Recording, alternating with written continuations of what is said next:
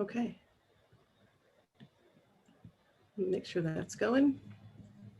Okay, so let's go ahead and get started. So for everyone who's just joining, good evening and welcome to this evening's presentation. My name is Judy Kitt, and I'm the current president of the Foundation for Mind Being Research. I know some of you may be new to us, so I just want to let you know that FMBR was founded 40 years ago by scientists and artists and healers who are interested in exploring the nature of human consciousness through the lens of science and spirituality and ancient wisdom traditions. We're among a growing group of organizations who are helping to create a cultural shift away from exclusively reductionist ways of looking at science and life in general. And because we want to really have a fuller understanding of the range of human experience and the nature of reality. So I encourage you to check us out at fmbr.org. And you can check out all of our past presentations on our YouTube channel, which is FMBR TV on YouTube. So we're really honored to have Dawn Silver with us tonight. We've been wanting to have her join us for a long time. And one of our members, Valerie, if you're on, Valerie, put us in contact with her recently. And here she is. So thanks, Valerie, for doing that. Dr. Silver is a naturopath, astrologer, herbalist, crystal healer, and aromatherapist. She has lectured internationally on crystal healing, astrology, holistic nutrition, and consciousness at a variety of conferences. She and her husband founded and operated a metaphysical bookstore and a gift store, Organic Cafe, and a healing center in Chicago for 19 years. And she's been active in fundraising for causes that support the healing of the earth, which is just wonderful. She's the author of a book and a card deck, Jewels of the Lotus Tibetan Gemstone Oracle, which is a recipient of the Coalition of Arts Award. She's currently doing Sky of Jewels, Sea of Pearls astrology and intuitive sessions via phone, Skype, and Zoom. And we're so grateful for Zoom, which has enabled Dr. Silver to be here with us from Chicago. So welcome, Dawn. Thank you for being here. Thank you, Judy. Thank you, FMBR. I really appreciate it. You know, I noticed on one of the photos you sent, you were holding a coffee cup that says, "Keep calm and check your ephemeris." And use it in I love. So I'm so glad that you're here, so you can let us know what the ephemeris says, and you know, as we really navigate these unusual times, right? Very unusual. And I have to say, with all the slides, I have a lot of slides I'm going to show in just a moment. But any one slide could be an hour, 2 hour, 3 hour, or longer conversation. So I kind of set tonight up with just zipping through a lot of information. I did a lecture on New Year's Day and even right before that, and already everything shifted. And so it's interesting time. Absolutely. Okay, time to share screen, or? Yeah, go ahead. Make sure that's working. Uh-oh, where'd it go to? Whoops. All right. Give me a moment. I have to start at the beginning. I didn't realize I didn't do that. Okay. And then how do I just do one face? You do speaker view up on the upper right. It says okay. Or view options at the top in the middle.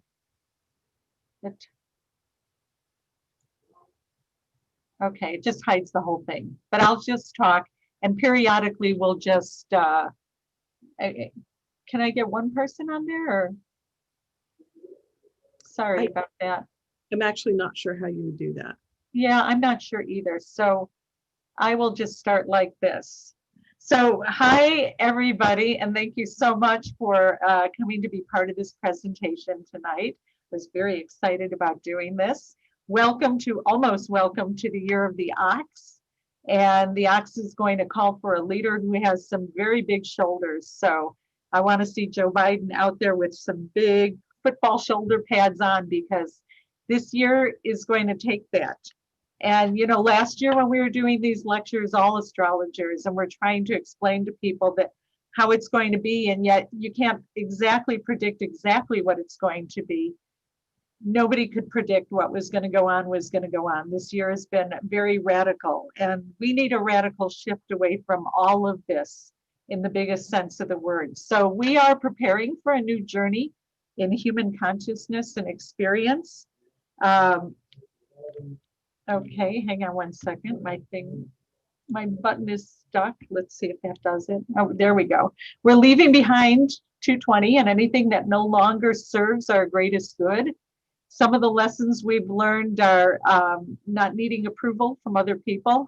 Um, what we need to get past is the excuse of not having enough time to write, to sing, to learn, to create, because probably so many of us for so much of our life have always said, if I just had the time for this. Well, most of us on some level have the time for this. And so how are we going to still put our time to the best use and get our books written and get our songs written and everything else? We're having to learn how to let go of low vibrational and highly processed food and bad habits. This is a good year to create better habits for yourself, but also leaving behind some of the bad habits we created in 2020, because a lot of us were just very stuck from the beginning of 2020. There was Saturn with Pluto, which happens roughly every 33 years, and the sun and Mars were with it. And we just were in this pattern of feeling like we were stuck in the mud. It's a good time to get rid of conspiracy theories and digital distractions and the feeling of dread and single-use plastics. And this has been a great year for getting rid of makeup and uncomfortable shoes because nobody knows what we look like. So it's fabulous. Good time to give up the cookies, candies, and potato chips. This was a good year for feeling what it was like to not overschedule for a lot of us, not everyone. And this was certainly a time to stop watching Schitt's Creek for the 4th time and the us versus them. 2021 will be all about working together. So I put this list here, and there's a website right here. And there have been some enormously phenomenal environmental groups who've been doing, and social groups that have been doing amazing work. And in 2020, so this website will give you a list of 99 good news things that took place, and by a collective of activists that they accomplished in 2020. So this is just a sample of 99 bits of good news that was not reported by the mainstream media. Last year's Saturn conjunct Pluto, big accomplishments that could make a really big impact that could be lasting. It's in the sign of Capricorn, and Capricorn, of course, rules old age. So we've had everything, even China being willing to end the sale of live dogs for food and fur across the country. And this has been, I'm an activist, so this has been something that has really been big in my heart. And to see this happen is really amazing. And so many countries, Northern India planted over 250 million trees. And this was done all over the place, Pakistan too, and new parks, Singapore with new parks. And you'll just go through the list, but it's going to make you feel good because this is what the media wasn't reporting. And what we were seeing, of course, is my favorite word in the Jewish language, mishigas. We were just seeing the mishigas of everything that was going on. And so that's what we thought was going on in the world. And true it was. And yet on the other hand, so much good. I mean, so much laying the groundwork for where we need to go. So how we felt in 2020, sinking in quicksand. But today's news is feel the seismic shift. Uranus, the last of the retrogrades, today moved direct. So we have this really unique position for the next 2 weeks with 0 retrogrades. Then we go into a Mercury retrograde for 3.5 weeks.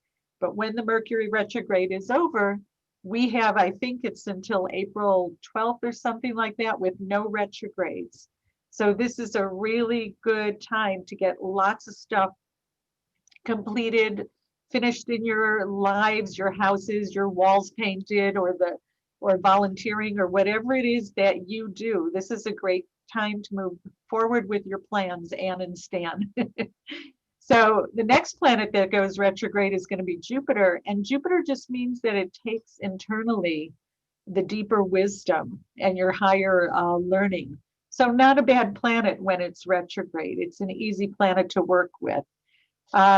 Uranus rules radical shifts, progressive agendas, electricity, multidimensional awareness.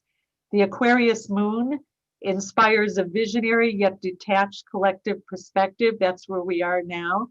This week, the transiting Jupiter, which is all about expansion, squares Uranus, which is all about shift and change. And it's exact on the 17th of this month.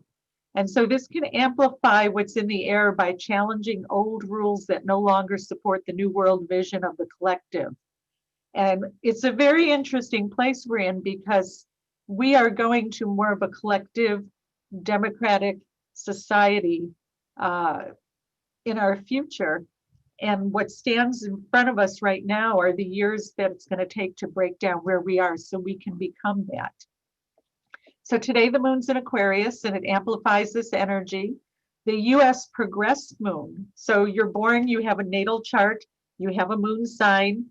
Our country has a natal chart with a moon sign, and every 29 years it progresses forward to the same place. And right now, the US progressed moon entered Aquarius on October 29th, just 5 or 6 days prior to the election. And this was really exciting because all these planets and even the moon of the United States was in Capricorn for the last 2.5 years. Capricorn's a wonderful sign, but we had like 5, 6 planets throughout the year in Capricorn, and it was very heavy. It was weighting us down, especially the outer planets like Jupiter, Saturn, and Pluto, which is still in Capricorn.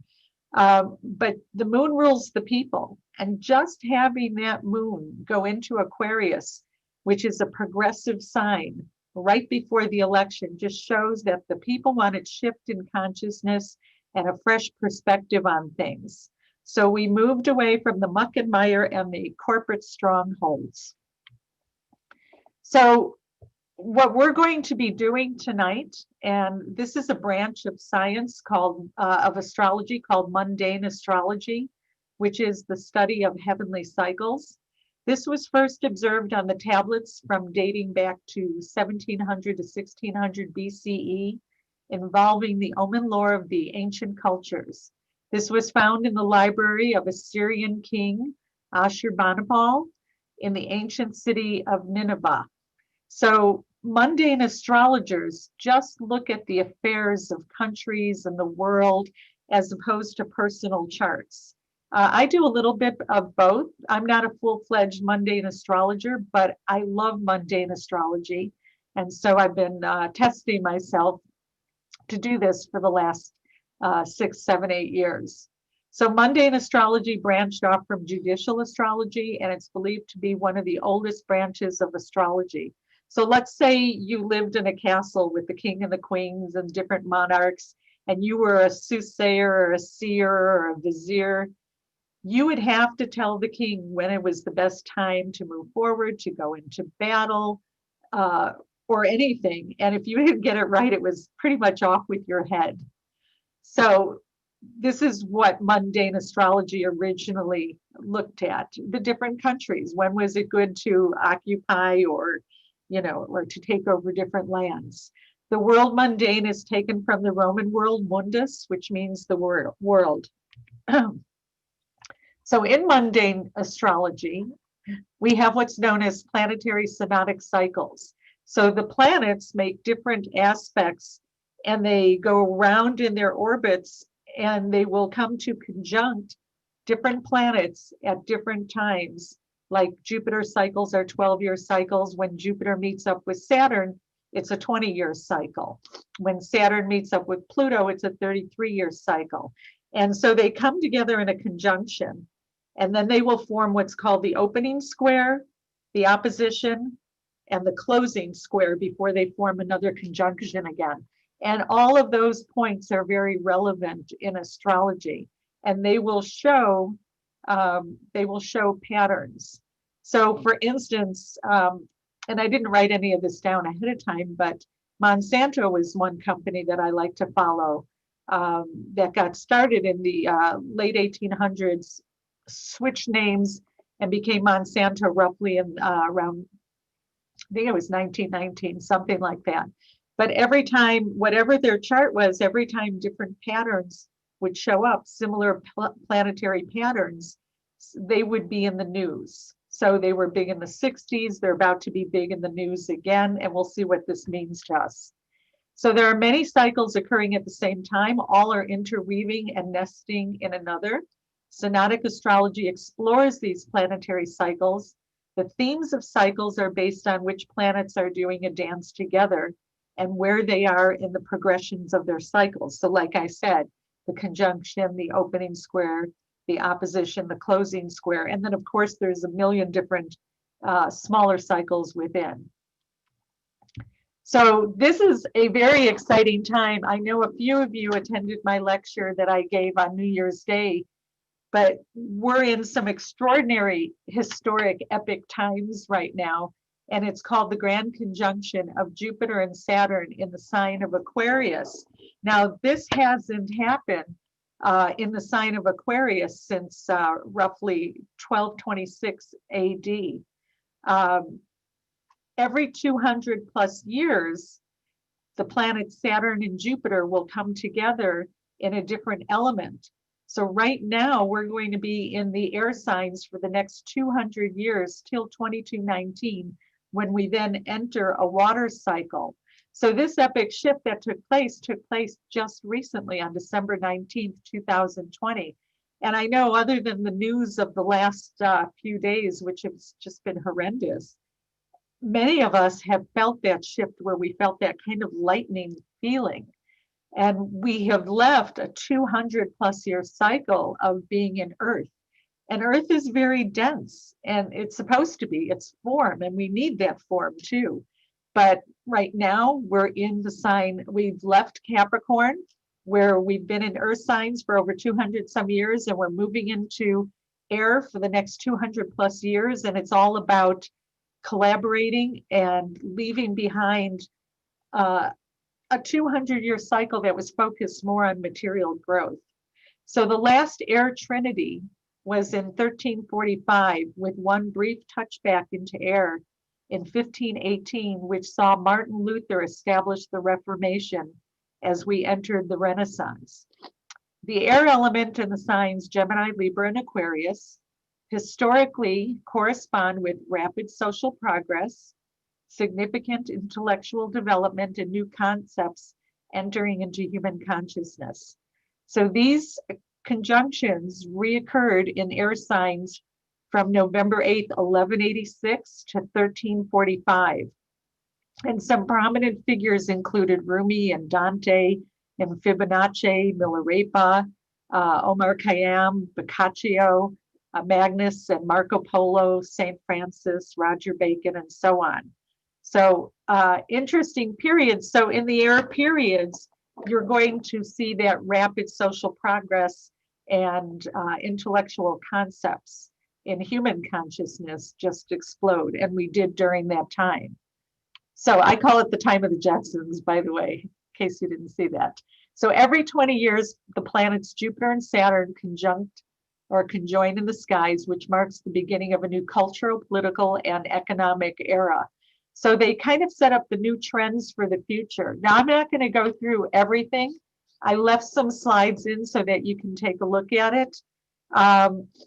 But I'll just say the last time Jupiter and Saturn initiated their cycle in air was during also the time of Genghis Khan, 1158 to 1227, when he finally turned back from his Silk Road conquests and returned to Mongolia.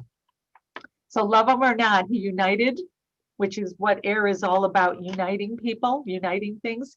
He united nomadic tribes to consolidate and unify Mongolia. Air is socialization and bringing the tribe together.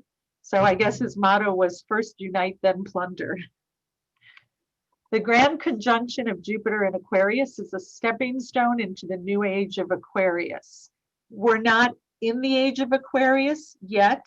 This is something that deals with the precession of the equinoxes. We are right now still in the period of Pisces, getting ready to move into the sign of Aquarius. An age is a little over 2,000 years.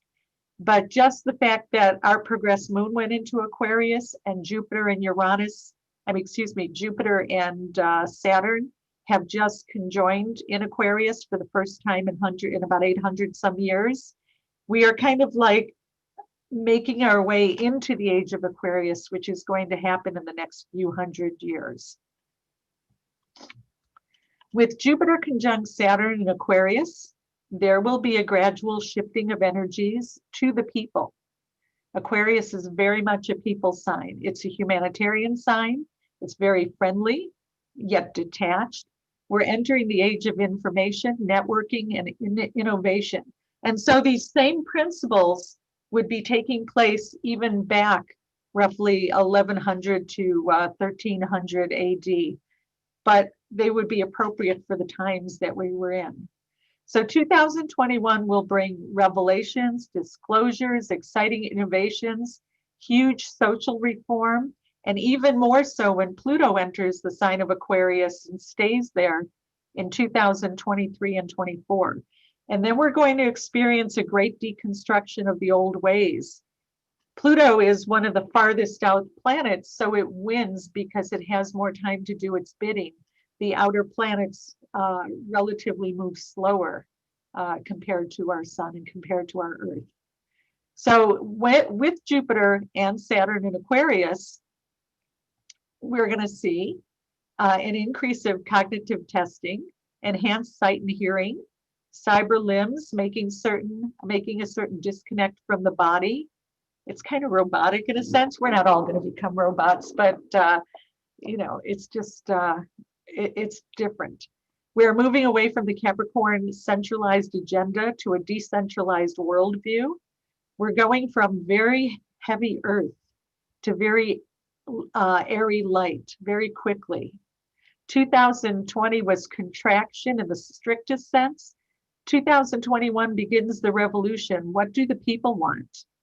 And sadly, we don't all want the same thing, as you can see by the politics of the days. Going into air, it's going to be quicker access to information, and those who are mentally agile will benefit from this. It calls on us to keep our frequency high, but yet at the same time, stay grounded. We're moving from solid earth to air and very ethereal. The space above your house, the air, is going to be very significant in value. And when we were in the Capricorn planets, everybody was doing their basement. It was all about the basement. And that's where the value was found, under the earth, under the house. And now it's going to be above. I know that sounds crazy, but people are already renting airspace above. I mean, if you can just picture the Jetsons, and they had all those houses and buildings and meeting spaces, and everything was out there in air. And all of this at some point, even though it seems far-fetched at this point, can be above the space you're living in. Everything is energy, and consciousness becomes the new currency. It's going to be so much more valuable. And this is an amazing time for entrepreneurs. The Magna Carta was a turning point in English history. It was signed on June 15th, 1215, during the Trinity of Air, our last Trinity of Air. The barons constructed this as a way to counter the tyrannical king. It's not good to be the king anymore. Magna Carta, meaning the Great Charter, is one of the most famous documents in the world. Originally, it was issued by King John of England as a practical solution to the political crisis he faced in 2015. So the Magna Carta established for the first time the principle that everybody, including the king, was subject to the law. And you might, if you think about it, see that in what's going on for us right now. Nobody is above the law. The president is not above the law. The Magna Carta was a true Aquarian principle, and of course occurred during the Air Trinity. This is singer-songwriter and street prophet Ian Wisniewski, who coins the expression, American individualism must give rise to American collectivism. It epitomizes the Jupiter and Saturn Aquarian principles. And you can see they're both at the Black Lives Matter march. This was in Chicago, and wearing their masks because most of the protesters or the activists, as I like to say, at the Black Lives Matter gatherings, they all wore masks. They were not super spreaders. I'll just say that. So he says, we live on this big rock together. My generation is committed to eradicating the profits over people mentality and ensuring corporate interests no longer reign over people. Time for revolutionary reforms. He says, you might want to call it democratic socialism or communism, pick your label, but we're all human beings and we need to consider the needs of others. Our decisions impact the lives of others. It's time to leave the bubble of selfishness and embrace the societal evolution. I really love the way he put that, so that's why he's part of my presentation here. And I'll just say he's also my son. So I'm another Jewish mother proud of her son. So Aquarius is all about virtual relationships. And a virtual relationship literally means having a relationship with someone in the world that physically does not exist, but is made to appear so by software. Now, I don't know if you've seen the movie Her with Joaquin Phoenix in there. When I first saw that and I didn't know what it was going to be about, I was shocked. He was having a full-blown relationship. I mean, his heart was really connected to this with an app on his phone. And later in the movie, he finds out that I think it's like 150,000 some people are all having a relationship with that same app and that same person and that same non-person in the voice. So that's worth seeing if you didn't see it, because it's actually becoming a little more true than any of us, probably are used to. So Kazakhstani bodybuilder marries his sex doll girlfriend in a tender ceremony, and now others from other countries are following suit. He's not the first one. There was somebody else in Japan. And so the blow-up doll is coming out of the closet. And famed astrologer Isabel Hickey says of Aquarius that they are the most lovable robot in the world. So with all these different apps and all these different, everything's becoming, on your phones, mobile, 5G soon, all of that stuff, that's all Aquarius. And that's all air. So this is, I guess you see that real life starts to show what the planets are spelling out. Another great thing about going into air is that we're going to want to lighten up our body because we're going to want to be on the go more. Veganism, vegetarianism, we're going to need to feel lighter. Uranus means change, and Taurus is the bull, and it's heavier, and it's meat, and it's food, and it's earth. So this is all about how can we disconnect from meat. I like to tell the story on this one. When I was about, 10 years old and went to the Museum of Science and Industry in Chicago, and they had the people from the future exhibition. And on their plate was just a couple vitamin tablets. But truthfully, if you take high quality nutritional supplements, it can make a huge difference in your diet. You can get what you need in a pill, except for the fiber. Well, I guess you can get that too. So during the last air trinity, St. Francis of Assisi from 1181 to 1226, was an advocate for vegetarianism. He taught that all creatures upon the earth were equal. And now it's coming back again. Another thing I'd like to point out here that's really cool. They actually have computers or printers that you can put the ingredients in, and it prints out your food. I mean, actually your food. So there are restaurants that are popping up. I know there's one in Los Angeles, there's one in London. I think there's going to be one in San Francisco, or there was about to be one, where you go and you just print out your food. So you'll have to look that up. It's a real thing.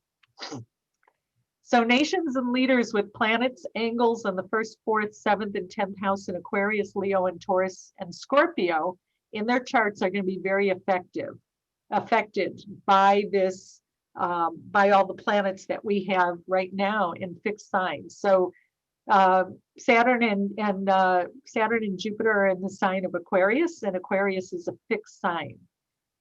Trump has a Leo rising, Biden has a Scorpio rising. They're both very fixed. And I guess, honestly, it would have taken a fixed rising for Biden to look at Trump and say, shut up, man. I'm sure some of you remember that during the debates. So fixed doesn't bend, it snaps. It's supposed to be an end in there. China has an Aquarius rising. Israel has its Sun, Saturn, Pluto, and Moon in early fixed and an Aquarian fourth house cusp, which is the homeland. Russia has fixed angles in their astrology chart, Leo rising.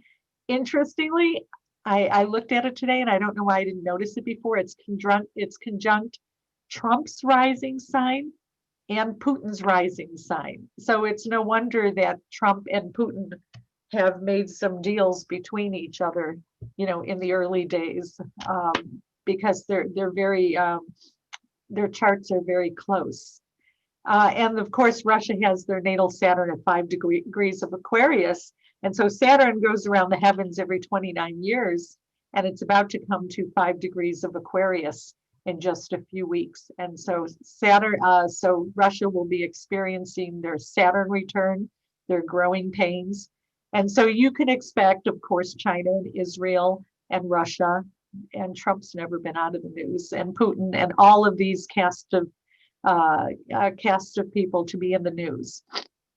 So the issues on the table right now is intellectual property and rights and data. Who owns this?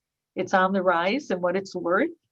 National Geographic shares that we are moving towards civilizations in the galaxy. And I say ancient alien theorists say yes. Online purchasing and less physical space required.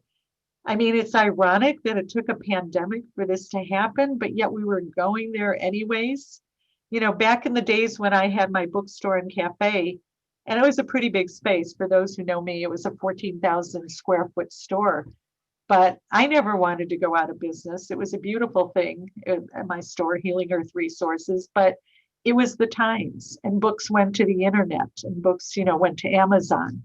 And so many bookstores went out of business. Anyways, middle agents will need to adapt. They're becoming obsolete. Home gyms are important right now because gyms are closing. Working online, we all know that COVID brought this on. Aquarius wants laws to be equitable for everyone, especially for the common person. Kind of reminds me of the poem If you can hold your head when all about you are losing theirs. But there's a line in there that says something like, if you can walk with kings, nor lose the common touch, if you can walk with paupers, but never something too much. I'll have to look that up again. But this is kind of like the time we're in right now. Physical mobility will rapidly increase. Planes, trains are going to be so lightning speed. We're moving fast. So this is a real cool thing. This is called astrocartography. And so I did a chart for when Jupiter was exactly conjoined with Saturn in Greenwich, England, because that's where everything starts from. And it shows you via these lines where the Jupiter-Saturn energy goes through, and then right down here and right up through here. And when you see that, either if you see that in an eclipse or two planets forming a conjunction, it's going to show you the energies of the Saturn and Jupiter together. Now, Jupiter is all about the principle of expansion. Everybody wants to be Jupiter. Everybody wants to have fun and go on vacation. Saturn's all about the principle of formation and contraction and work. And you kind of have to have a balance between the two of them. And one of the places I like to show this most is like the arm or even the knees. So Saturn rules bones, but Jupiter rules the extension of those bones. And so you wouldn't want to be just like this. You have to have the two principles working together. So anyways, one of the things that was really exciting for me is I noticed that this Jupiter-Saturn line goes right through. I don't know if you could see this right here. This is Oak Island, and I'm a freak about watching The Curse of Oak Island on TV. So we're seeing that the Jupiter, which can be treasures, and Saturn, which can be treasures under the earth too, Jupiter can be expansion. I think they're going to dig something up. I think this is going to be the year after watching it for so many years. And all you find is Gary Drayton coming up with a couple Bobby Dazzlers. But I think this is going to be the year that they find something. So the Jupiter-Saturn line passes through many places, but we're going to focus on Great Britain, Hong Kong, and I just will say Venezuela and Libya. I didn't do much on them. So again, going back to the Oak Island thing, maybe they'll find the treasures of the Knights Templar this year. Go team. So the Jupiter-Saturn conjunction runs through England's 7th house. So it's right over here. You can see this is the chart of England, Greenwich, England, when the Jupiter-Saturn came together. And we've got Saturn, Jupiter right here on the 7th house cusp, on the shadow side of the 7th house cusp. Everybody's at 0 degrees.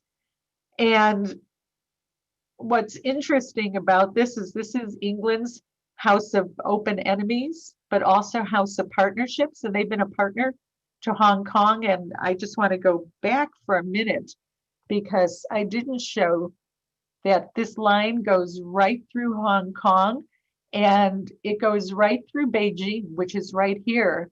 And of course, we just had the coronavirus mutate off and come back in Beijing, and they're just quarantining off one more time. So that's very interesting, but I'll show you why Hong Kong is interesting. And then of course, here's Libya, goes right through Libya. Okay, so China's been making a lot of arrests in Hong Kong, and they've been really cracking down on Hong Kong again with all social activists. Now, China has 1 degree of Aquarius on their rising sign. So they're part of this whole mix. They have the Saturn, Jupiter right on their rising sign. So they arrested recently Jimmy Lai, who was an advocate for democracy and a media mogul. So Jupiter and Saturn at 0 degrees is very raw and naive. It's the beginning of the sign. Jupiter and Saturn on the 7th house of England could be making partnerships and breaking them. It's dealing with the Brexit and the EU and the regulatory border frictions, which is huge right now for England. But what's really neat is going back to this relationship with Hong Kong, because you know that Great Britain was originally, Hong Kong was, God, how do you say it? I forgot. Belonged to Great Britain, but now it's annexed back to China. But Great Britain made an offer to the Hong Kong residences that if they wanted to move to England, they can, which is pissing China off in the biggest sense of the word. But they have over 600,000 people right now who are wanting to move to England. This is going to be very, very interesting. But again, this Jupiter-Saturn, this expansion, contraction, went right through all these places, all these countries. Planetary cartography lines of Jupiter-Saturn pass through Beijing, China, and there are new lockdowns there. New strains are mutating, creating variants in England, also where the cartography lines have passed through. So England and China have been very big in the news with the virus this last week or two. So everything, lives disrupted everywhere as we are not yet ahead of the curve. I just want to say that at the beginning of all of this, medical astrologer Dr. Lee Lehman, who's brilliant, saw that there was going to be about a 3-year path for the virus. Soon this is going to be easing, but right now this is the wave that predicted to be the worst, and we're right in the middle of it. This could be an all-day subject here. So heightened by the grand conjunction of Saturn and Pluto every 33 years, the coronavirus had a host of other planetary actions, which included the South Node conjunct Jupiter, which saw it as a pandemic because Jupiter rules the world in pandemics.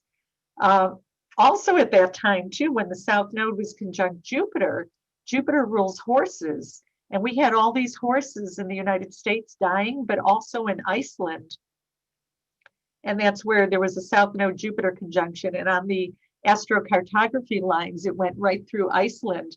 And Iceland had, I think, I don't know, close to 1,000 horses die because of the big storms that they had. And then we had that here in Kentucky with the horses in California.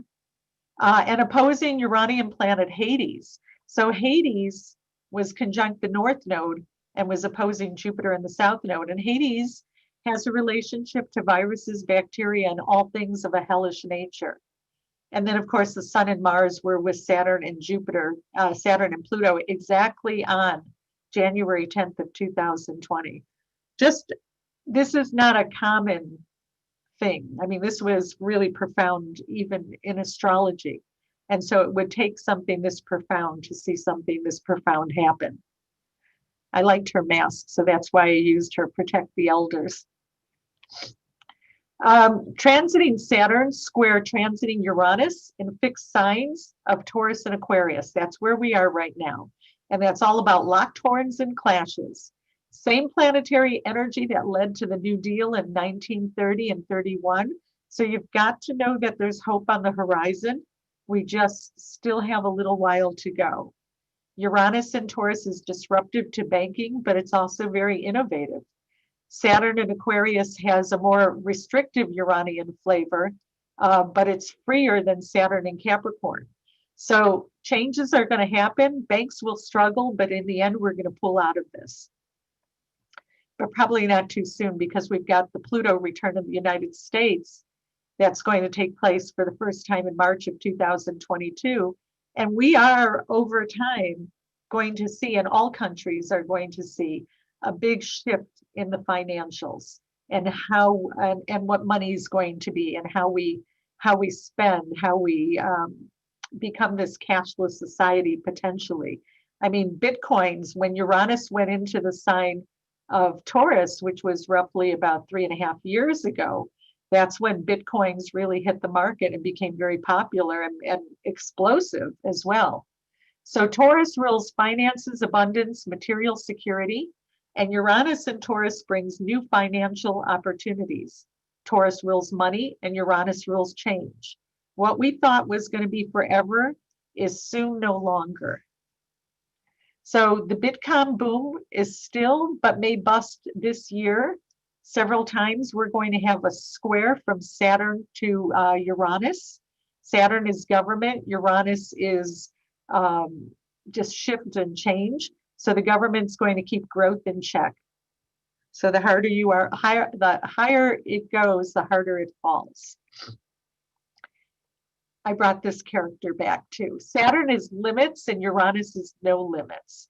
This year they will exactly square on 217, 614, and 1126. And the effects of this are going to, of course, be felt all year, but especially for a good month prior. So this is what we get with Saturn and Uranus: control versus freedom, past versus future, time versus no time, just being in the moment, regulation versus deregulation, methodical versus impulses, and the tangibility versus aviation, being free. The shocks of our established value system are going to be new inventions recycled from old ones. The Saturn-Uranus synodic cycle occurs every 44 to 45 years. And this year will likely show a deconstruction, reconstruction of the old order, and more so in 23, 24, and beyond, when Pluto goes into Uranus's sign, which is Aquarius, for the first time in 248 years.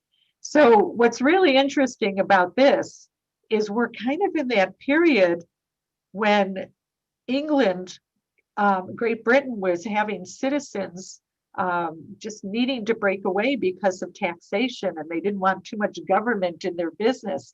And this is something we've been going, you know, when a sign goes, when a planet changes signs, things don't happen just on one day. You come into this energy sometimes on the outer planets like Pluto and Uranus and Neptune, sometimes several years prior to that, and you're going into the cycle. And you know, we saw this when President Obama was elected, just with the Tea Party alone, although there was another Uranian Pluto cycle at that time. But Pluto is going to go into the sign of Aquarius on March 23rd, 2021. And he's going to stay in Aquarius until January 21st, or excuse me, he will retrograde back out and he'll move back into Aquarius on January 21st, 2024 for a long stay. So we are going through these shifts. We're going through these changes. What I love to say about the President Obama thing is when he was elected, we were having Saturn was exactly opposing Uranus for the first time in like 40 some years. And this was back in 2008, and it was exact on election day. And it was conservative versus progressive. And even though John McCain was a good guy, you know, he was conservative. He was a Republican conservative. And so we had the country that was divided 50-50. And each one could have won easily, but Obama was the one to win at that time. He had the better astrology chart. Okay, so when the polarity of the above mentioned ideals are integrated to address the issues for the betterment of humankind or mankind, the results could impact the world in a solid and lasting way. So the outer planets have a greater impact. Mercury moves very fast. The sun changes sign every 30 days. You know, those make an impact, but not a lasting impact unless they're addressed by an outer planet. So the natural tendency is for these planets to polarize people rather than bring them together. Extremism, which is what we're seeing, is a distinct possibility. Watch the dates and stay safe. Libya, who's born with Saturn square Uranus, just started using a new exchange rate as their economy is greatly struggling. So, and then like I said before, every time Saturn meets up with Uranus, Monsanto is in the news. So we shall see what Monsanto's up to this year. Transiting Saturn square Uranus, the transiting Uranus, these are the dates. They're in the fixed signs of Taurus and Aquarius, and they bring us locked horns and clashes. We're already seeing it in the news as Mars is in the mix with Saturn and Uranus, all fixed. You're damned if you do and damned if you don't. All these platforms, television, electric media platforms like Facebook, Twitter, all electric currency, they're all governed by Uranus.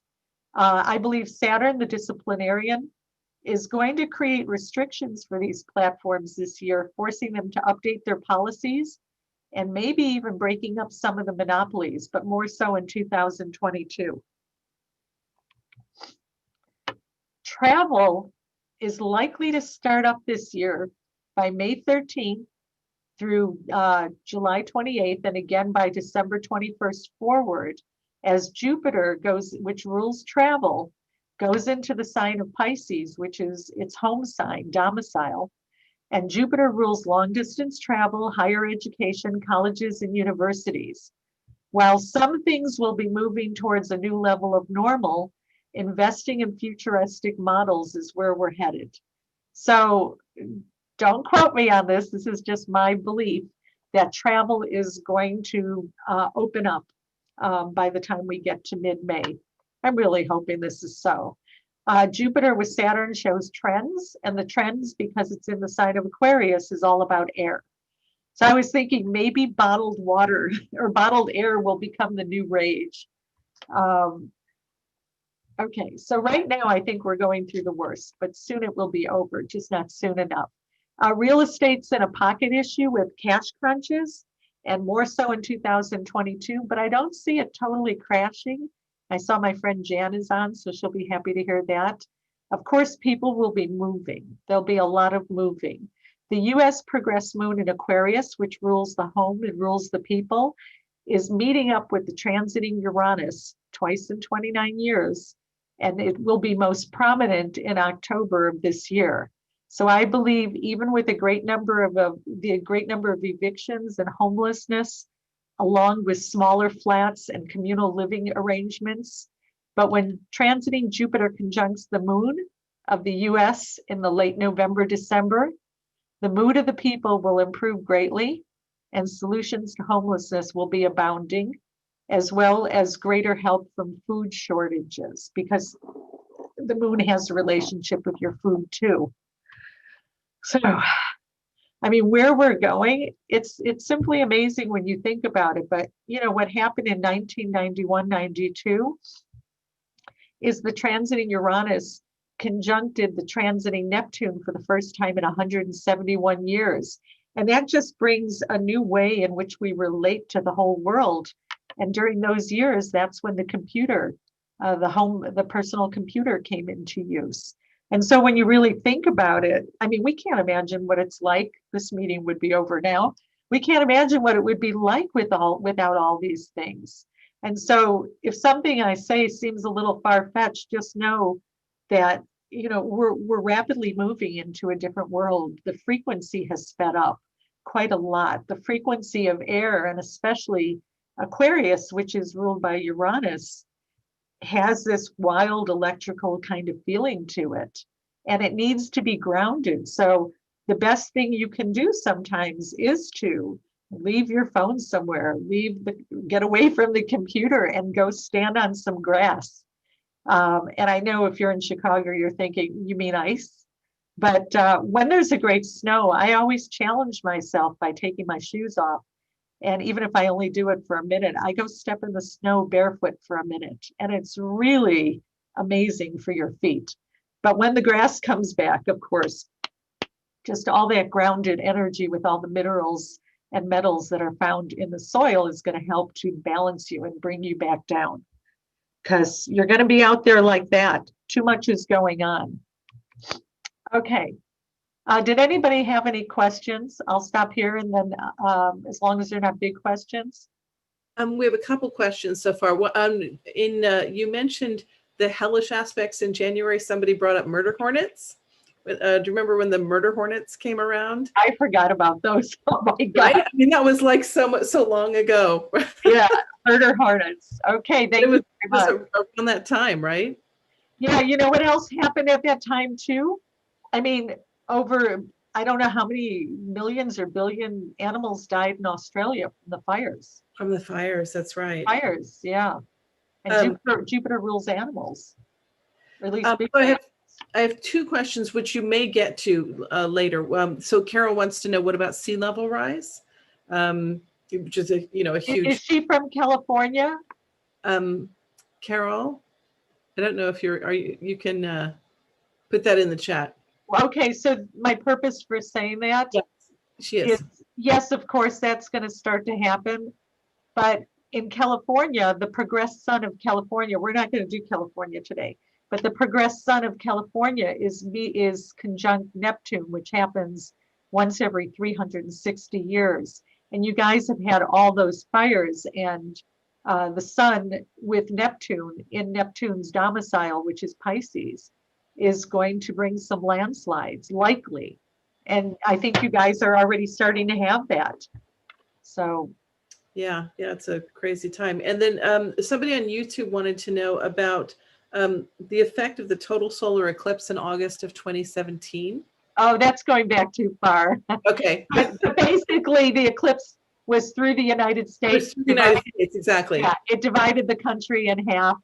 I mean, we just had, there's so many eclipses, but that was a big one because it was through the United States. Mm-hmm. Well, you could see a lot of the crazy started then. I mean, I could go on. I have to keep it nice. This is a spiritual network. I don't want to say the wrong things. This is about as wild as I've got here. So Donald Trump, natal and inauguration day, will he feign ill? And then, I wanted to tell you, this is one of my old slides. So people who are on this call today or on this this broadcast know that I had this on my September lecture I did, and also on my January 1st lecture. So I didn't think he was going to win the election.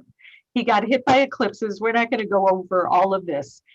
But Mark Twain was born with Halley's Comet, and he died with its routine. I just wanted to say that Trump was born on an eclipse, and we also had an eclipse on the 30th of November that was a full moon lunar eclipse on his prenatal eclipse. And his other prenatal eclipse hit his chart. He was born on an eclipse right here with the sun opposing, the sun opposing the moon, and the node right here with the nodes, but he was born on an eclipse. And so we just had an eclipse on December, I think it was the 14th, and it hit his moon exactly. And I just thought that was really interesting because, I mean, he's always been off kilter, but we're going to see what happens. I was theorizing, what if he went out on that time too? I mean, theoretically he is, but he did stop governing in some ways. He went golfing a lot. So the light of the moon is cut off and one can feel lost and abandoned. And I think he feels that being raked over the coals. He couldn't imagine that he couldn't have won. So on election time, natal admetos, which is the immovable force, was trying his Mars. I said, you know, if he loses, is he even going to leave? Right after election day, the transiting Mars conjoined his admetos in the ninth house. The ninth house has to do with the Supreme Court. So was he going to petition the courts, which he did, and they refused him? Or the military, is there going to be a coup attempt? Well, it seems like all that's true. You know, with Trump, his natal Volcanus conjuncts his sun and Uranus right here. And Volcanus is volcanoes. And it's in the sign of Gemini, which is the hands. So this dude's always got to keep his hands really busy. And then, of course, he has natal Mars on his ascendant in Leo, which could be a real impatient bulldozer. Sorry, could be also an athlete and very physical. It's different here. He's got Zeus on the rising, and Zeus is all about combustion engines, compulsion, and leadership. He's guilty of sedition. That's all I'm going to say. And try not to keep it completely political, but he's guilty of sedition. And Zeus's firearms, Zeus's, you know, targets and target practice and all of that. This is what he wanted. The North Node square is Pluto, Hades, Venus. We'll leave that one. Okay, so the House votes on impeachment. Done deal here. The leader is ruled by two factors, the midheaven. So right here, the very top of the chart is called the midheaven, and you can see the midheaven with Chirons. So the leader is wounded. It's in the sign of Aries, which has to do with his identity. So Chiron is the maverick, and it's the wounded healer. He's very healing. He's licking it. He's very wounded, and he's licking his wounds right now. Mars rules Aries, but it's right here in the sign of Taurus. So Aries right here is ruled by Mars, and Mars is with Uranus, which is another sign of explosions and distractions and, you know, the feeling of being caged and wanting to break out. Explosives. And then we have Saturn right here forming a square to that Mars, the ruler of him, at the impeachment trial, at the time of impeachment. And he's feeling like a caged animal right now. He's feeling very diminished because Saturn, which is not the ruler of him, it's the ruler of the house of open enemies right here, is much stronger than him. So the ascendant of this impeachment chart, gavel down, is Cancer, and Cancer is ruled by the moon, and the moon rules the people, and it's right here with Saturn, right here. So Saturn rules Congress, and the moon rules the people, and the people were looking to Congress to, you know, do the right thing because it's in the sign of Aquarius, which wants equanimity for everybody, wants fairness. Very interesting. So Neptune trines the rising of this chart, and it's in the house of the Supreme Court, but also the world. And I think the world, it was just felt like it was living in a beautiful dream when this impeachment went through. So we have 5 factors in Aquarius in the 7th house of open enemies, but also agreements, but also the house of victims. And here we see the moon, the people looking to Saturn for justice. Here's Jupiter, justice, and the law, Saturn, the law, Jupiter, excuse me. Very interesting. The house of prison right here, I'm just speculating here, folks. The house of prison is ruled by Mercury, and Mercury is right here in Aquarius, moving towards Pallas Athena, which has to do also with defense and justice and deals to be made. I'm not ruling out prison. It's on the shadow side of the 8th house, which could have an authoritarian police feel to it. And then the 12th house, of course, rules prison. I'm not ruling that out, but I just feel like because it's in the house of victimhood, he's going to find somebody to blame. And he already started with Rudy, and he's not going to pay Rudy. So, Rudy, don't take your love to town. He's going to throw people under the bus. And I think that's what we see coming. Because one thing you could see about Trump, he's a coward. He's waiting to blame others. He's never taken responsibility for anything. The sun, I wanted to say, is the other leader is the other planet that rules the leader in the chart. And he's got this, and the sun here is conjunct Pluto in the house of open enemies. So the sun with Pluto can be very intense and overbearing, but also susceptible to accusations. So does this make him a great leader or a mob boss? Because Pluto rules the mob. Just leaving that open for interpretation. Okay.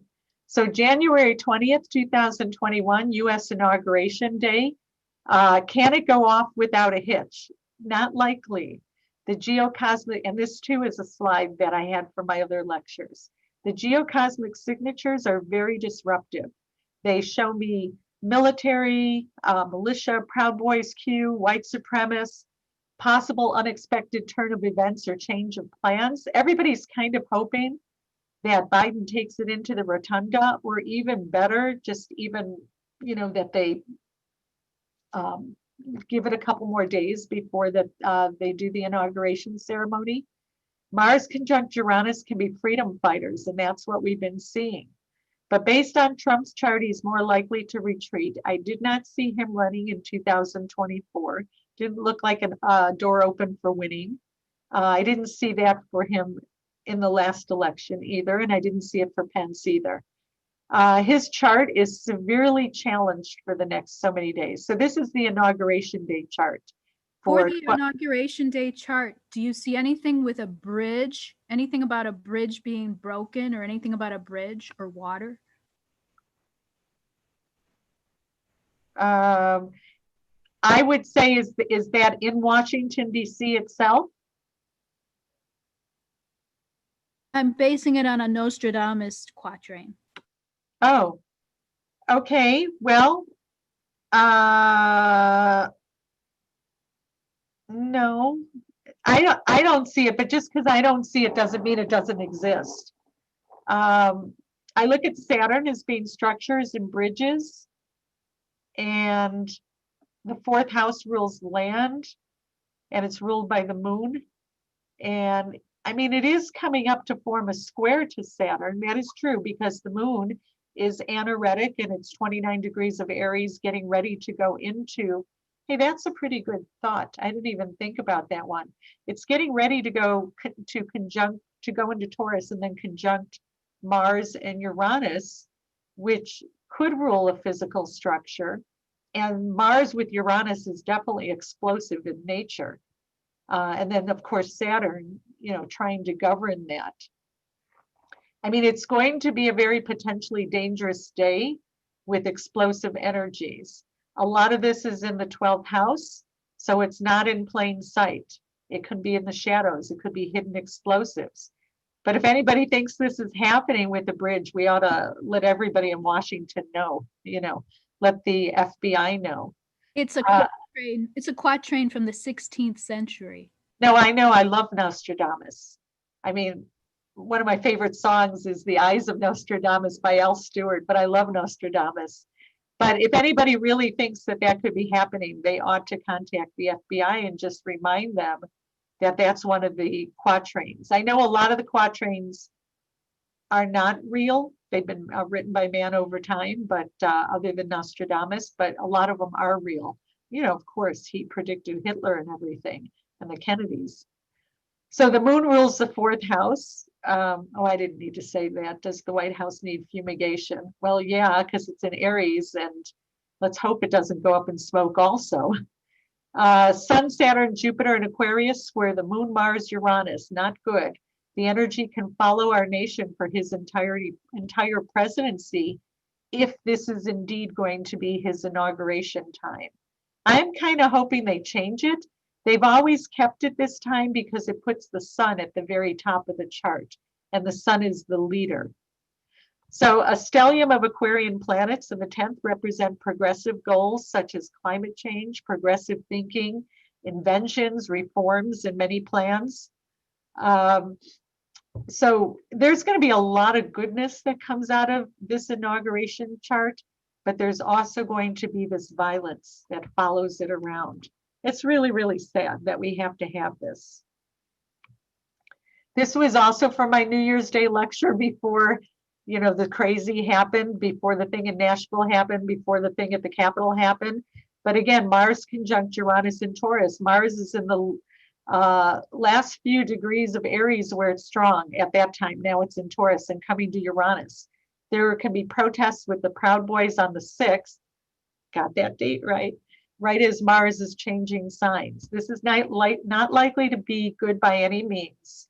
But I do feel it will be fine for Biden. So I know a lot of people are worried about Biden and if he's going to make it through his entire 4 years. I'm not sure about the entire 4 years, but I do think the next year and a half plus, he's going to be pretty strong. You know, Biden has a lot of planets in Scorpio.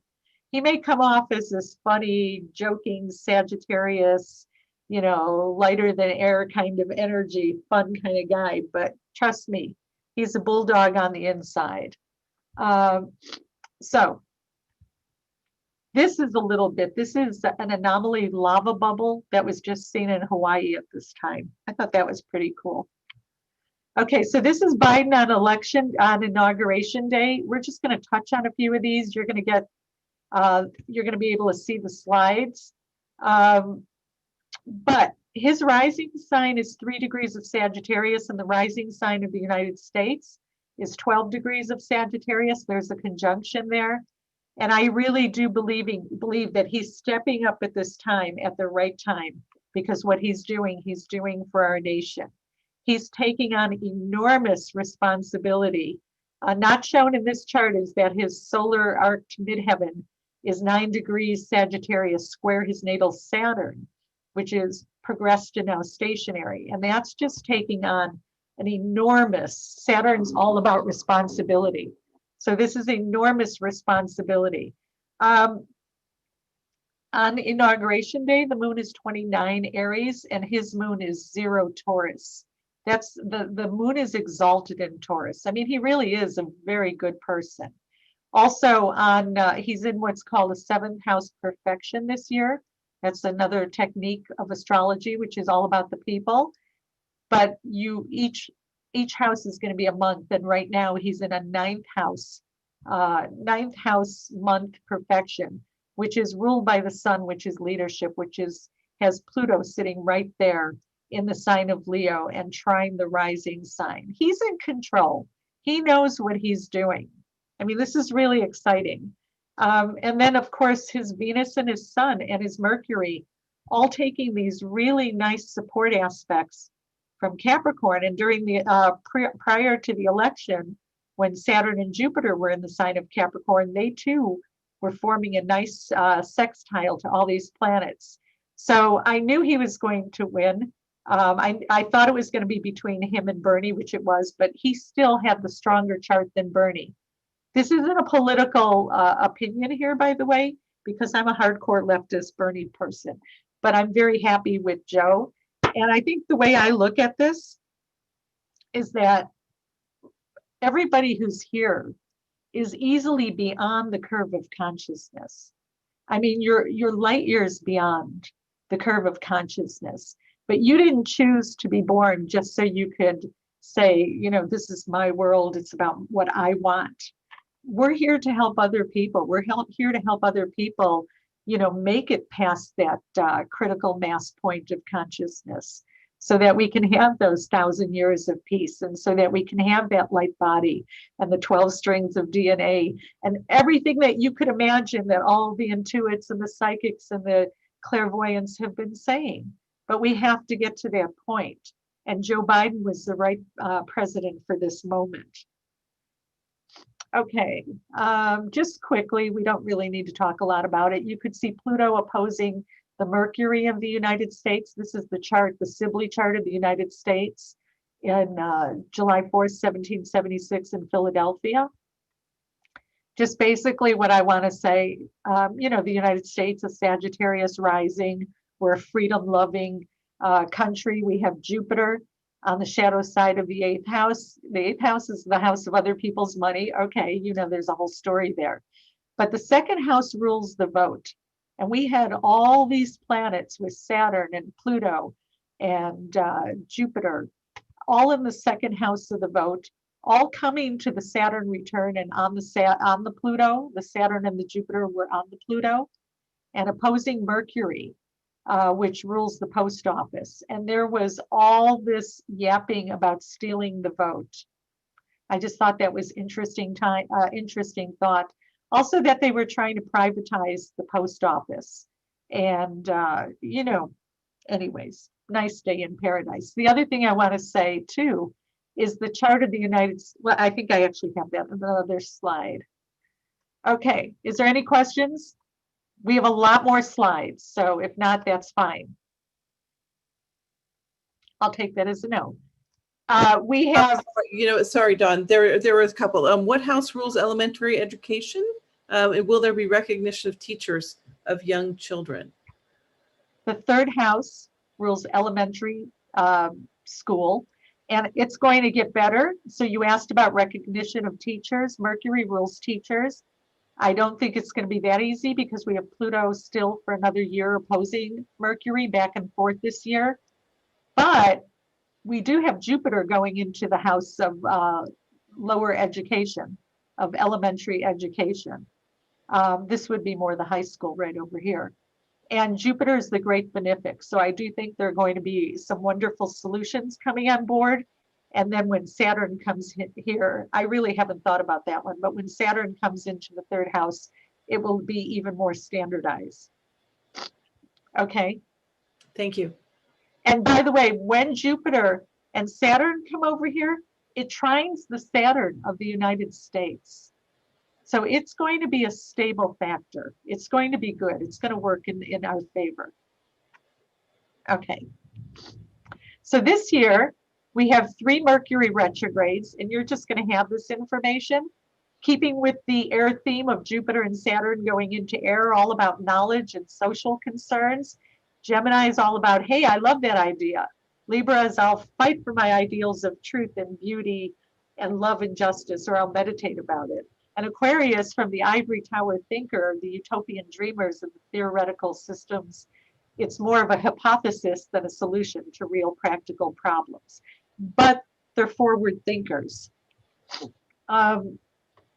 This is the Aries Ingress of 2020, the chart of our nation. And the reason why I have this up here is because we have this well, it looks like I forgot to finish this one.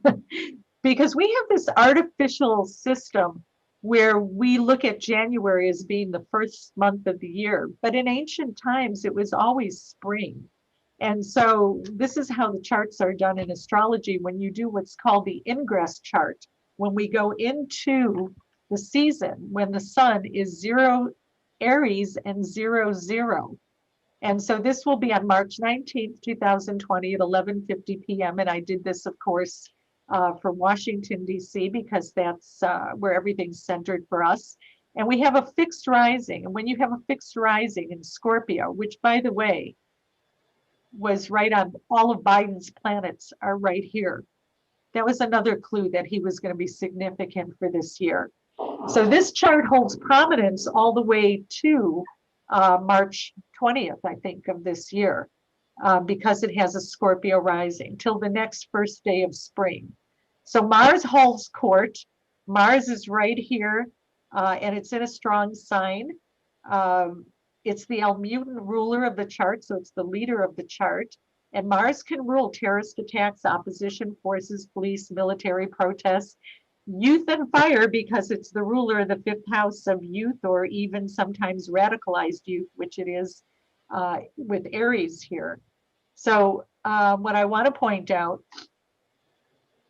is this is the 4th house. It looks like I didn't line things, or this is the 4th house right here.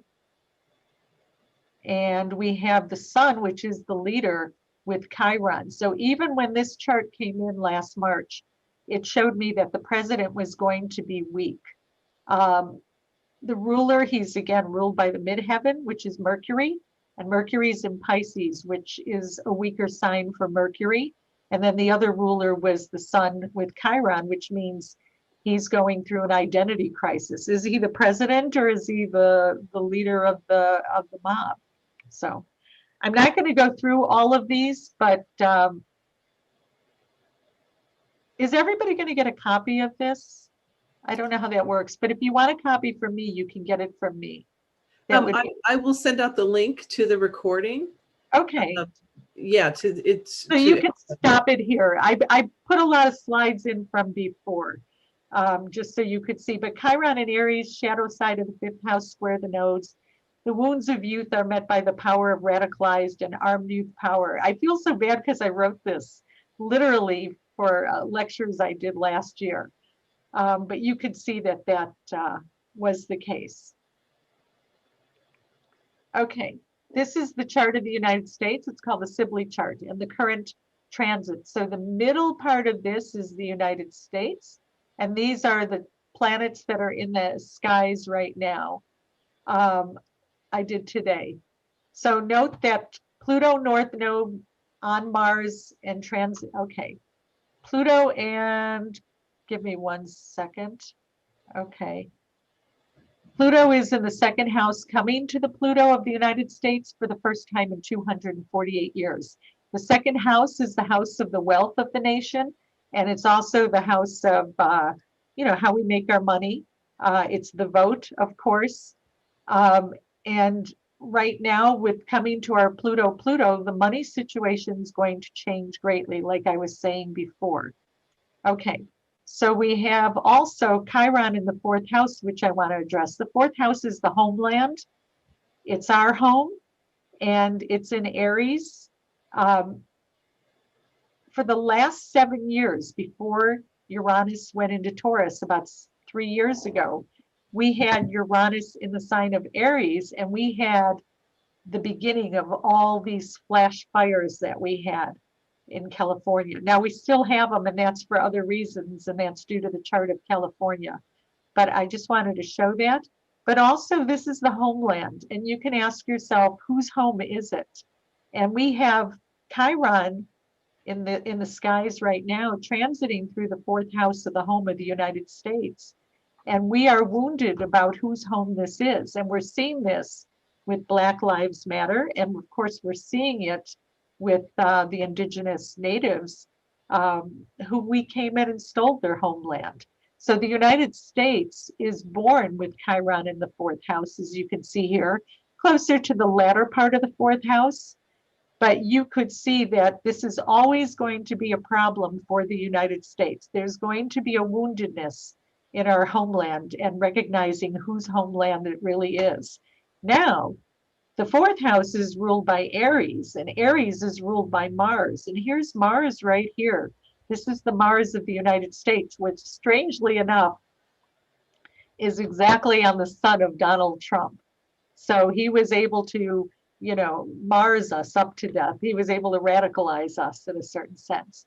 But Neptune right here, which is the planet of spirituality, which is also, by the way, coming to the bottom of the chart, which can be even more water concerns in the future. And I'd say even somebody talked about the water rising.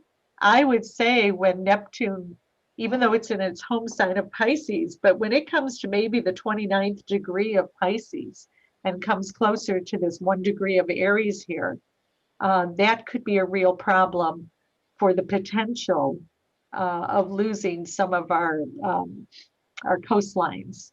Okay. But Neptune is square Mars. Mars is the power center of the United States. The big thing about this is that this was all very subversive. We weren't able to see what was going on with the power and with the president taking away the power and what he was doing. But also, Mars has gone retrograde in the chart of the United States for the first time since its existence. And when Mars goes retrograde, that is losing some of your power in the world and also losing some of your footing at home. So We're not going to become a third world country, I don't believe, so don't worry about that. We have a pretty strong chart, and it was set up by our founders who believed in astrology and set up a very strong chart. But it's easy to see that there is going to be the rise of China and the rise of the geopolitical dragon at this point. You know, every so many hundred years, different countries get to take their turn. And this is just how we play in the fair world. Okay. So this is the Aries ingress chart for 2021.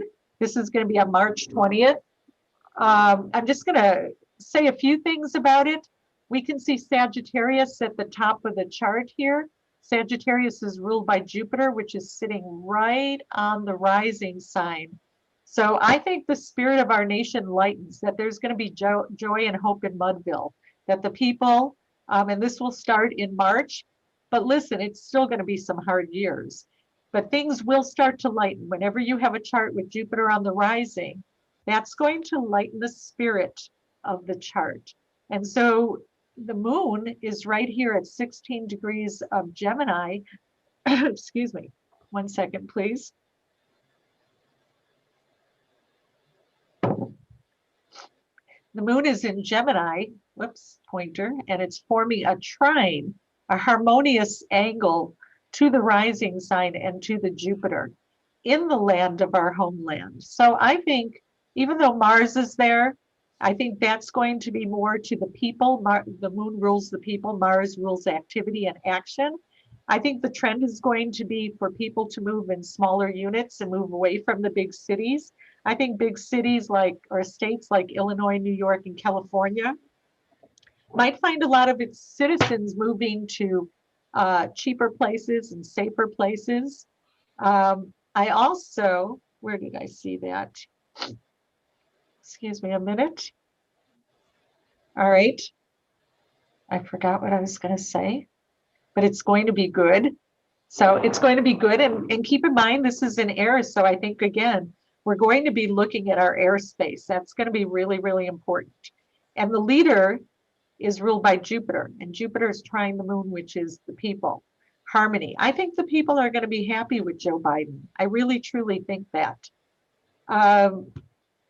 Okay, so we'll be rebuilding the national wealth with the sun in the second house, which is a good thing. We might do this by selling off some of our military defense items, maybe like aircraft or something of that nature. Okay, hygiene is, healthcare is still going to be a huge issue. This is a huge issue. We have Vulcanus and Hygeia, which is the asteroid of health and healing.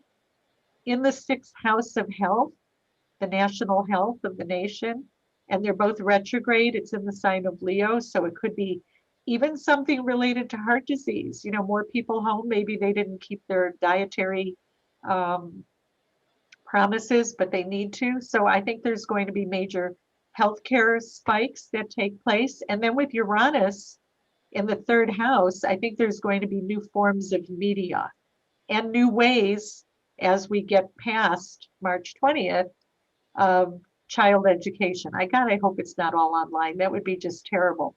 But this Uranus forms a healthy aspect to Mercury. So Mercury sextiles a 60-degree angle to Uranus. So I think there's going to be some harmony. It's going to be a rough year still, but I think there's going to be a lot to be excited about. Also, Mars is going to trine Saturn, and Mars and Saturn have to do with rebuilding. So there's going to be a lot of infrastructure that's rebuilt, possibly airports that have some rebuilding because it's in air signs, but also, like I was saying before, the space above our heads. I know that sounds a little wild, but that could happen. So we are becoming galactic beings with a greater awareness. Let me stop for a second. Were there any questions about the prior? So we have a number of questions. Can you tell how the money is going to change? Do you get specifics, or or is it just sort of this general? No, I don't think the money's going to change right away. I think it's going to be a 3, 4, 5-year process. Nothing happens overnight except for the coronavirus. I mean, that was set up in such a way that changed things. It's already changing. The last couple of years we had Bitcoins. We've never had that before. Right. The last couple of years, we've become a lot more cashless because people are working from home. So it's already changing. Do you see our country entangled with China? And do you see Native Americans getting any of their land back or having more of a voice? I think Native Americans will get some of their land back. I really do believe that. Although I don't know how to show you that right now. But there's harmony on the land with the exception of Mars, which shows me a lot of people moving. But it's ruled by Mercury, and Mercury is sextile Uranus. So there's going to be some new initiatives that take place. And the moon is very happy. Whoops. The moon is with the North Node, which represents our greatest growth and evolution. And so it's about getting in touch with people, but it's also being happy on the land. I'm not sure what to say about that right now.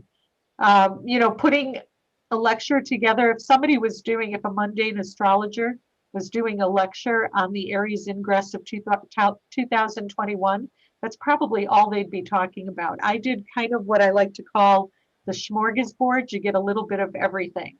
Mm-hmm. So, when does Neptune come to 29 degrees of Aries? okay, hang on for 1 second. Whoops.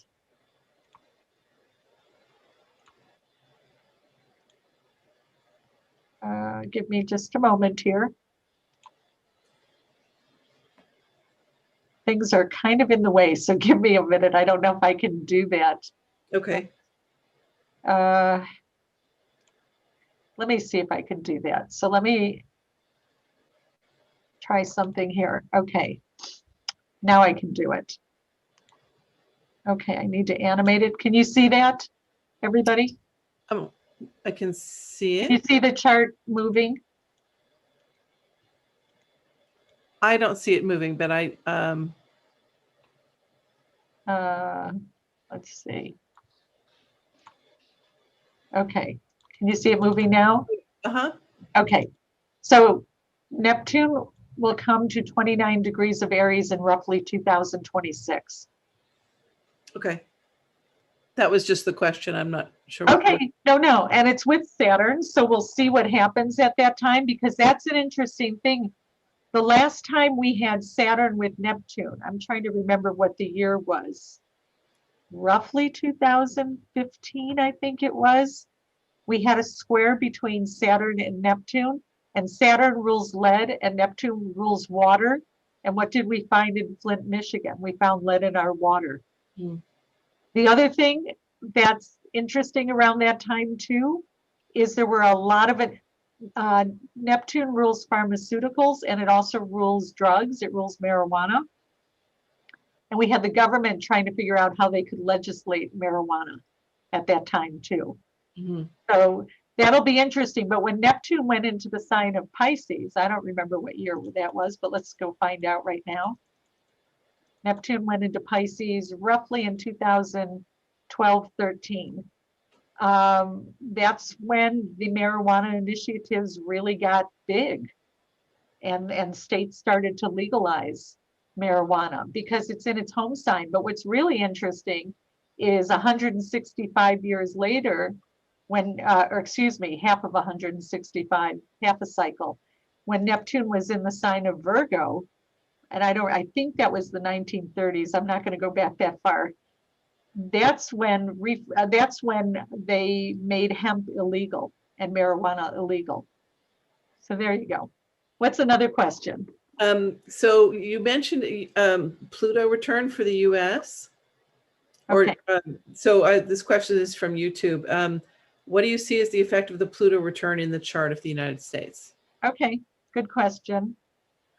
Well, let me just try this again. I somehow screen share. I can do this. I'm a big girl. Except for, I'm trying to figure out, here it is. Okay, thank you. Okay, I think that's okay. Give me a minute, y'all. Here's the Sibley chart of the United States. And here is the transiting Pluto at 24 degrees of Capricorn. And Pluto for the United States in our birth chart is 27 degrees of Capricorn. So it is going to touch here in 2022. I'm not going to animate this chart because I don't want to lose everything right now. But it is going to conjunct, and it's in the second house of the money of the United States, the finances.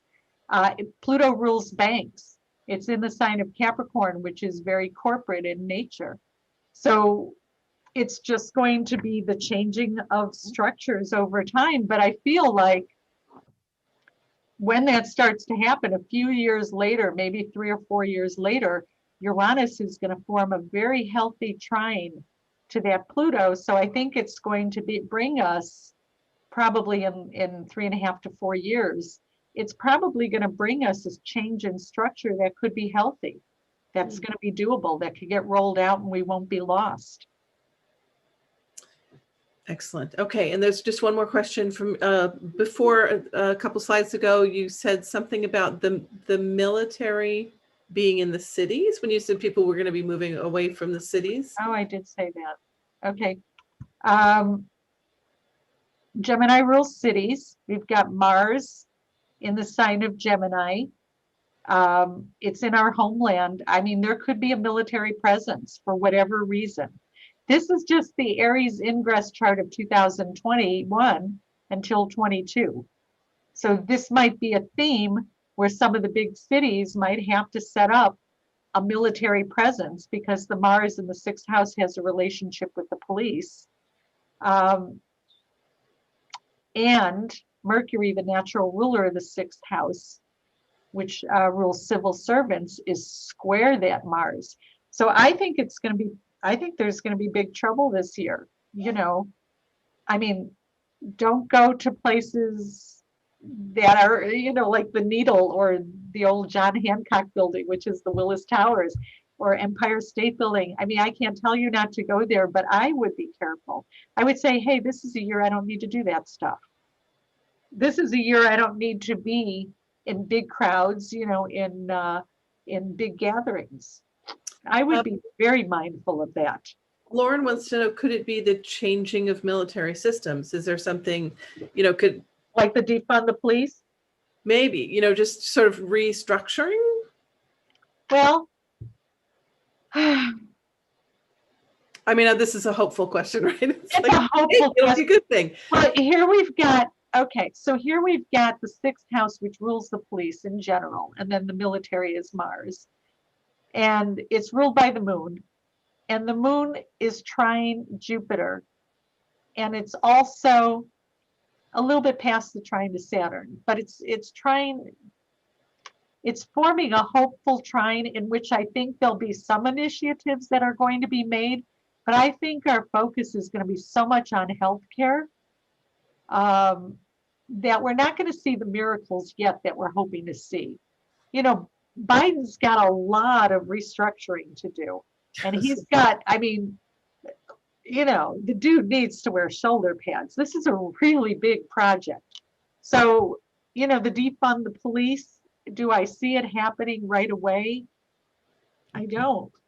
I do think that some cities are going to shift how they work, but because of all the potential violence, I don't think that we get everything done that we need to get done. Yeah, I mean, Donna brings up that we already do have the military in DC, and because of the threats this weekend, a lot of National Guards are being pulled into the states, you know, around the Capitol. So, I mean, we haven't even got to March yet. But sometimes these charts, you know, they have the flavor that comes in right before that. So yeah. So anything about uncovering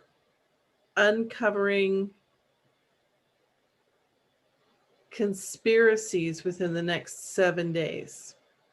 In the next 7 days? Yes. Well, I mean, we have all that turbulent energy going on.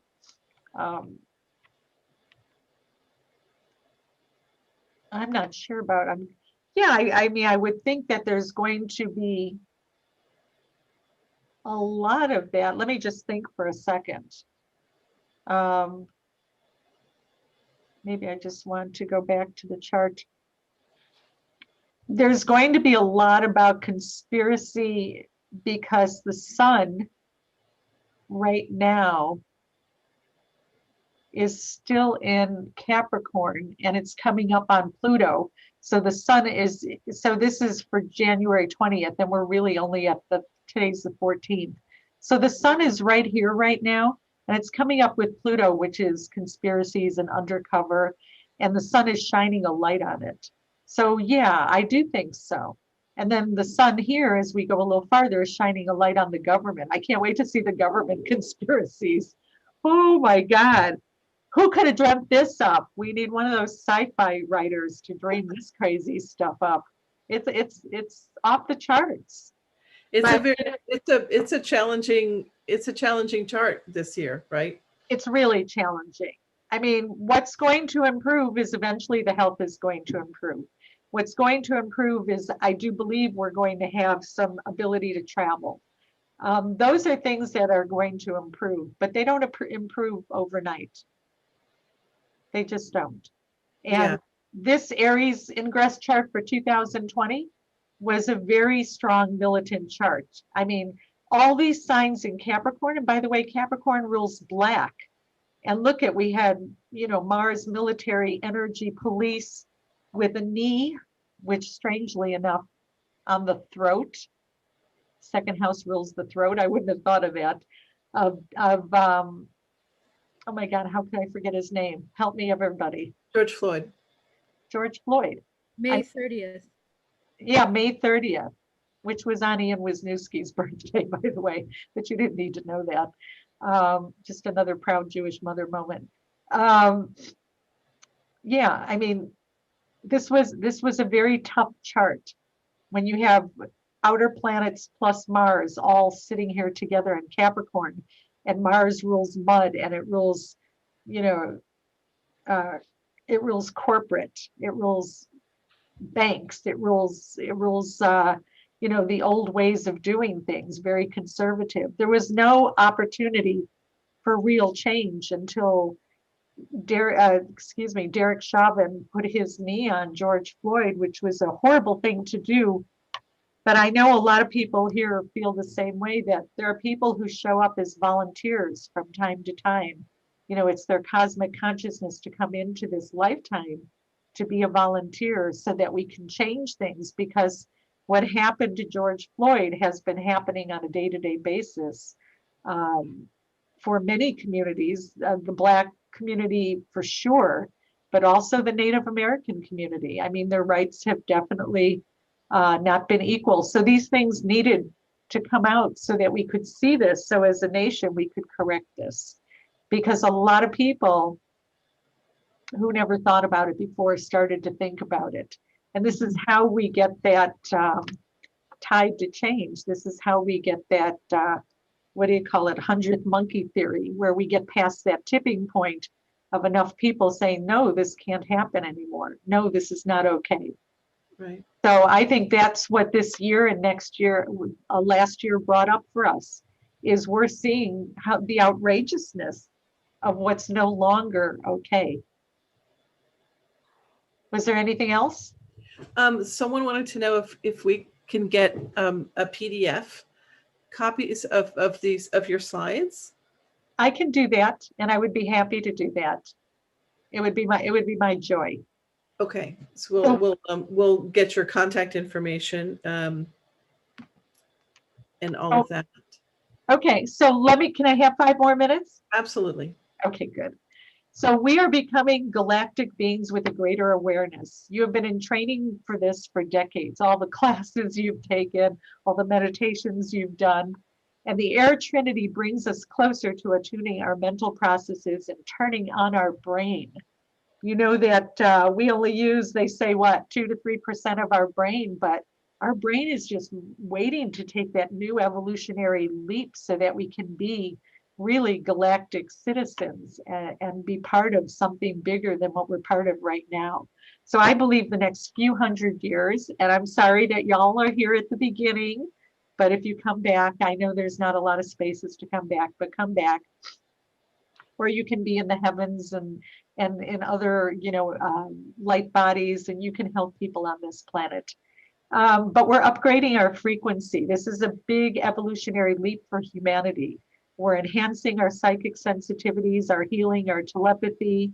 I like to tell the story back in the days when I was a full-time naturopath, back in my 20s and early 30s. And I used to treat a lot of senior citizens. I used to always give them a great price and they'd all come to me, and, it was my joy. But I was saying to one of them, he was in his mid 80s, and I said, Mr. Yerkes, you really need to go to the Park District and see if you could take a yoga class. And he's like, yogurt? I love strawberry yogurt. The point is that, this was 30 years ago for me, 33 years ago. People didn't all know yogurt, people didn't all know yoga, and all these things are now part of the everyday consciousness. And it's just exciting if we can just open up to know where we're going to go. And it will still be in our generation. We're still going to see miracles happen, but it's going to be even greater than that. So we're becoming less particle and more wave. We're less dense and we're becoming more air. And this is the beginning of our ascension process. So keep calm and change the world. Keep your frequency higher. We're moving from earth to air. Don't feed negativity. Breathe through your heart. Pitch your frequency to unconditional love. Look at people and deeply love them. Remember to eat your high quality foods and take high quality nutritional supplements. I take a lot of sea vegetables, a lot of sea vegetation. And I would recommend for everybody, especially since the thyroid gland is the regulator of the body, the basal metabolism of the body, to take seaweed tablets every day. Take a couple of them. They're going to feed their natural source of iodine, and they're going to feed your system with every known mineral and metal, because seaweed has the most complete source of minerals and metals on this planet. And you need all of these things in your body to be working. And some of these minerals and metals are going to be responsible for turning us on to higher frequency through so many other processes like Ormus energy and things that, transference of elements. So you need to be, keep your body in high nutrition so that you can keep light, so that you can levitate with everyone else. Wear high quality gemstones. Saturn is strong this year. It's in the sign of Aquarius, which is one of its domicile signs. So therefore it's supported by blue sapphire, lapis, tanzanite, amethyst, iolite. And Saturn will help you control that which is out of control. I mean, you're becoming lighter, but you still got to be here now kind of feeling. So the ultimate expression is unity consciousness, and it's about community and governing the people. Not all of us can be Greta Thunberg, but we can all do our bit on the planet. Be mindful that we're part of a bigger journey for ourselves, our nation, our world, and eventually part of a way bigger universe. So it's really important also to watch what you eat and eat high frequency foods, because you don't want to leave the remnants of that garbage left on Earth either when we pass on. It's kind of a funny story, but in anthroposophic medicine, in the anthroposophic teachings, they believe that the meteors and the comets are related to the Archangel Michael, because it's combing the energy of our atmosphere and removing harmful debris. So don't ever think that you're alone. We're in it together. And there are benefactors in realms that we can't even see. So as we move into 2024, 4 years after, we're restoring our agreements, building a safe nation. We enter into the next big shift of Pluto into Aquarius, and the three ambassadors of our galaxy, Uranus, Neptune, and Pluto, which are all going to be in harmony. So the last time in the heavens that Uranus, Neptune, and Pluto were in what's called a conjunction state was in 570 BCE. And we remember just about everything that took place from that time because it's still relevant in our lives today. That was the time of the Buddha and the Jewish Bible, Ezekiel, Pythagoras, Confucius, Lao Tzu, Greek rationalism, the pyramids in South America and in Central America. I mean, these were very, very important times. And the last time that we had harmony at the same time between Uranus, Neptune, and Pluto was the 1960s. And what did we have? Everybody remembers the 60s. There was the Beatles and the Rolling Stones and the Animals and all of that. So we have harmony coming. We just have to do our bit and our work in the next so many years. And we need to help our city, help our government, because right now it's going to go through an awful lot of upheaval and it needs us. So all we're asked is to do our part. The shift is here, and pretty soon we're all going to be the Jetsons. I just want to finish by saying, everything, I like this line, sorry. It's a quote from Ferdinand Sabino, but most of us know it from the Best Exotic Marigold Hotel when, I forgot his name, when he says, everything will be okay in the end. If it's not okay, it's not the end. So just kind of lighten up a little bit. This is part of the journey and you chose to be here now and you're really needed now. If anybody ever wants a reading, I do personal readings. My specialty is health nutritional guidance. I use that. I want to say that back in the day when I was studying astrology, my astrologer told me to become a naturopath, which is a nutritional healer and a body worker. And I always wondered why she didn't tell me to become an astrologer. But everything comes full circle because in the astrology I do, it's impossible for me not to notice health and healing. So I included a whole bunch of slides that we did not have time to do today, which I want to say on New Year's Day, I did the slides for Warnock and Purdue and Ossoff, and I did predict that that Ossoff and Warnock were going to win. And one of the ways I did it was by Chuck Schumer's chart, even though I saw it in the other charts, but he was the only one we had the birth time for. And it showed an elevated position in his chart. So I just wanted to show that even the earthquakes in Zagreb is in here. Everything's in here. It's like Heinz 57. It's all in here. And you can go through the charts and have a good time with it. I was able to see by Mitch McConnell's chart, even though we didn't have his birth time, that him and his wife would be out. And, you know, it happened. And I'm sure others predicted the same thing. You know, we do our best with predictions. So it's been an absolute joy getting to do this presentation to you. Thank you very much. Thank you. This is amazing. And I want to just reiterate this. If you want a personal information or, you know, personal reading, here's her contact information. And this presentation will be available on available on YouTube, you know, in 5 minutes. You could be able to go back. That's on the YouTube channel. It's FMBR TV is our YouTube channel.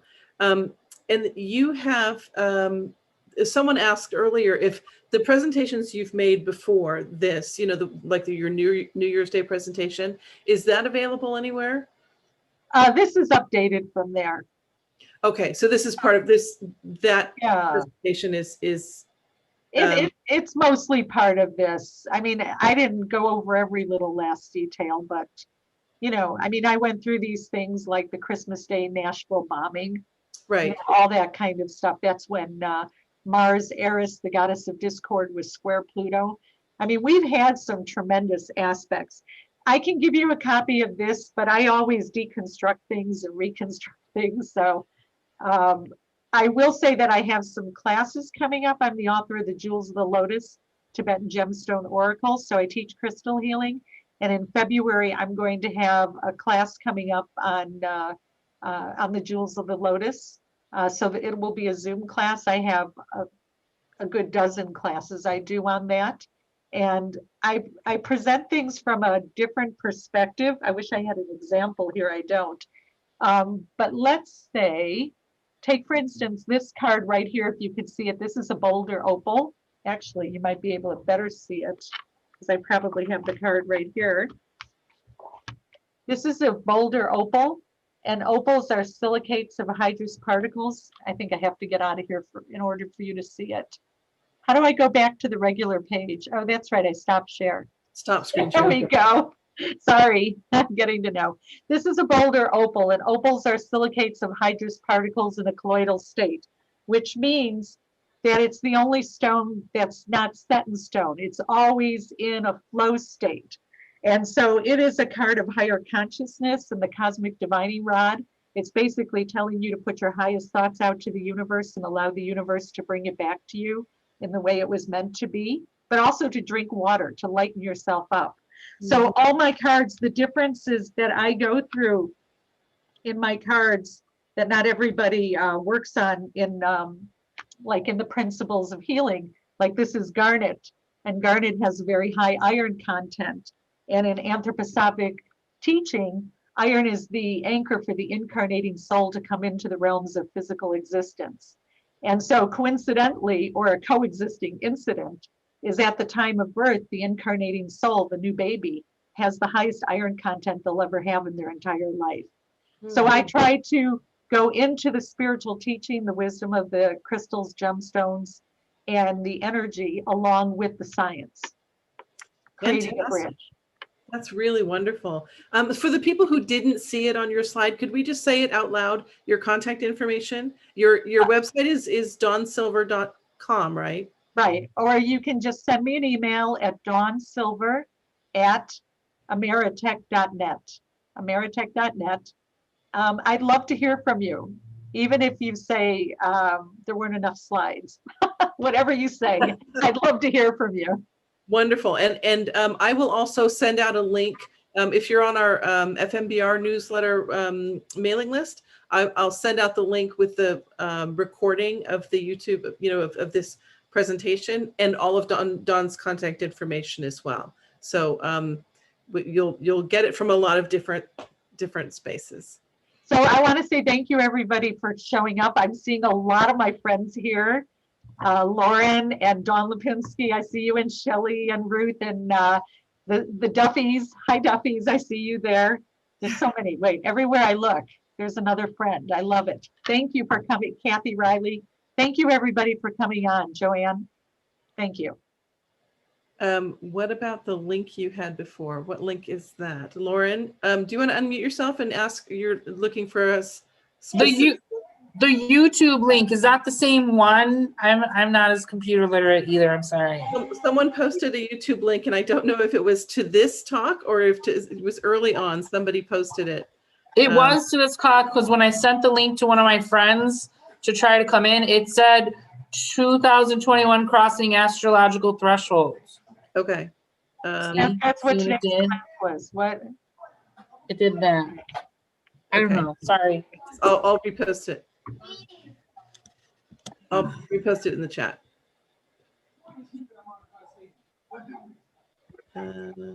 Dawn, that was amazing. It was my joy. Thank you. Oh my God. For being part of the smorgasbord of 2021. You calmed me down, and I really like that you kept, and I was so cool to see your children who are, grown adults. So beautiful, beautiful adults. The other thing I want to say just before we end is I want to reiterate what you said, Dawn, about, these are challenging times. They're amazing times. There's really, wonderful things happening. And we all chose to incarnate, right? We all chose to be here. Right. And I think that we are born for these times, as they say. We've trained for these times, as you've said.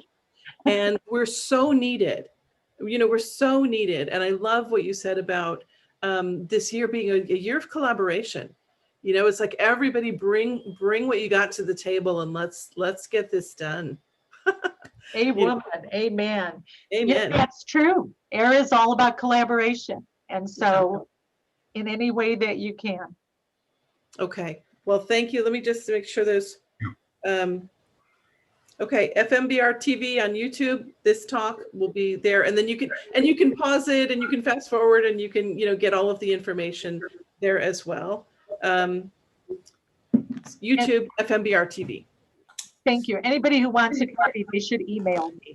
Okay, an email, right? Straight flat. So thank you very much.